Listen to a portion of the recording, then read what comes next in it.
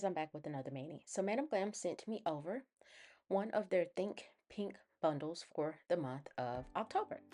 And so you have their socials on the back along with information regarding their products. They're vegan, cruelty free, HEMA free, palm oil free, and have a 21 free formula.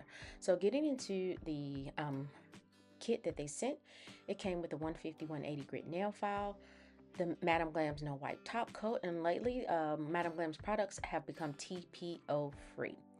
And so most of their polishes are you cure for 1 full minute and an LED lamp. And so they also sent me some rubber base coat and 2 colors from their Think Pink bundles. And so these 2 colors are Sweetheart and Love's Veil. So thank you to Madam Glam for sending me this Think Pink bundle kit. And so for the month of October, any polishes sold from their Think Pink bundles, they will donate $5 towards breast cancer awareness, where they say the cause, and the cause is breast cancer awareness because it is Breast Cancer Awareness Month. And so here on their website, you have the different bundles that are available. They even have some that are currently sold out at the moment. So yeah, get your bundle while they're still well, I guess while supplies last, I should say. And so I have a lot of Madam Glam's polishes already. And so we're going to go ahead and get into the swatches here. And you can see these are nicely pigmented polishes. This is just 1 coat. This is Sweetheart, and I'm just applying 1 coat to this, or showing 1 coat on camera, I should say. And then I'm going in and swatching Love's Veil. Once I get the colors swatched, I will cure them for 60 seconds in my LED lamp. I do apply a 2nd coat off camera, cure for 60 seconds, followed by the no wipe top coat, and then I cure that for 60 seconds as well. And here are those 2 colors on the swatch stick, and of course I will be using those 2 colors in my mani.